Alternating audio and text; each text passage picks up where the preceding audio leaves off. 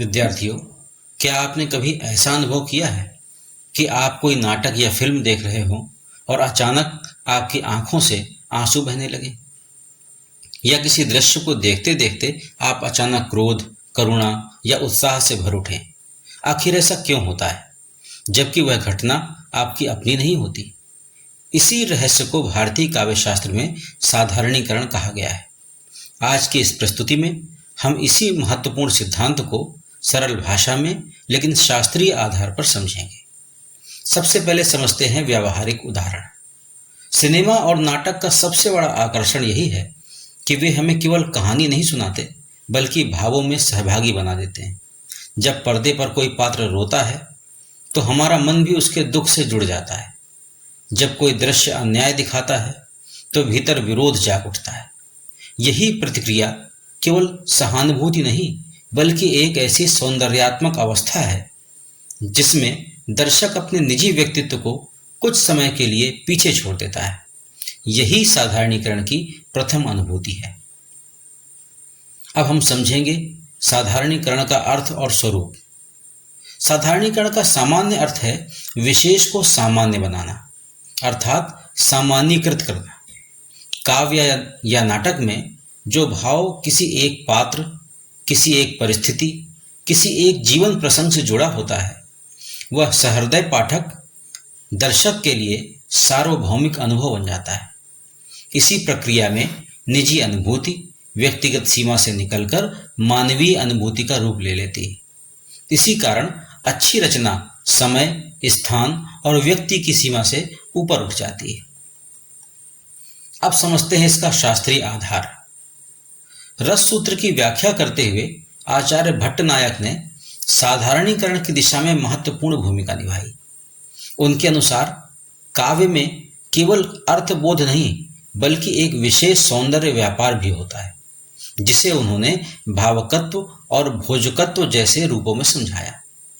भट्टनायक के मत में विभाव, अनुभाव और स्थायी भाव निजी न रहकर सामान्यीकृत हो जाते हैं। यही वह बिंदु है जहां काव्य का भाव सबका भाव बन जाता है। इसे समझते हैं हम शास्त्रीय उदाहरण द्वारा।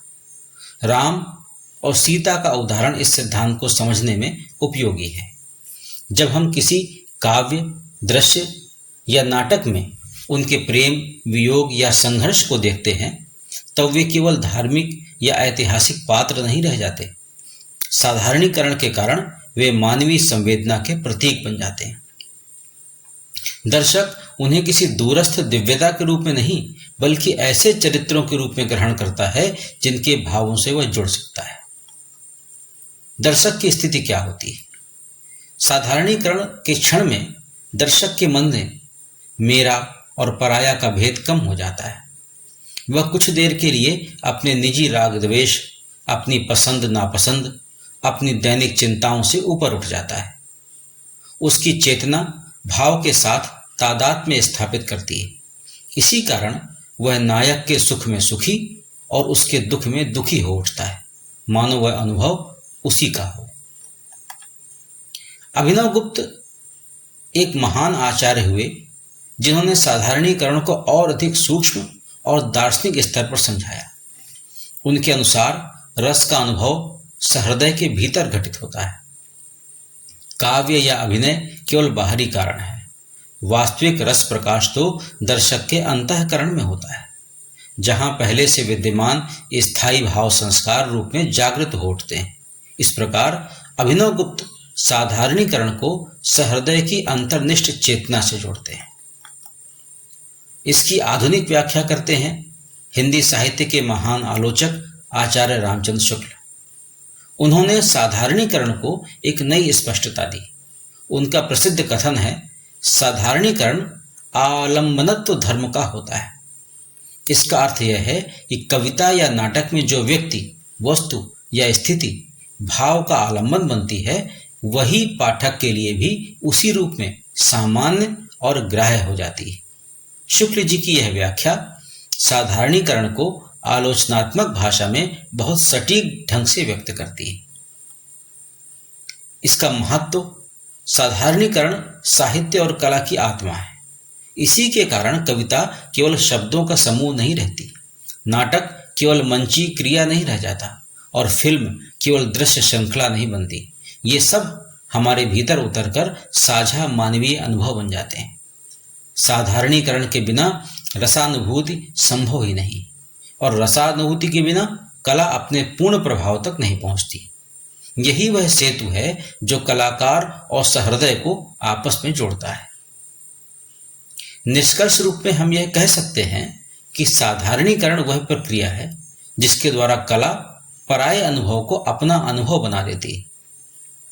वह दर्शक या पाठक को निजी सीमाओं से ऊपर उठाकर एक व्यापक मानवीय चेतना में ले जाती है।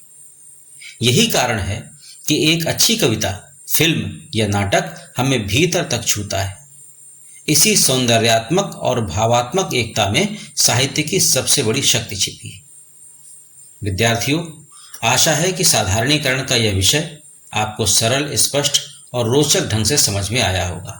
यदि यह वीडियो आपके लिए उपयोगी रहा हो तो इसे अपने मित्रों और सहपाठियों के साथ अवश्य साझा करें।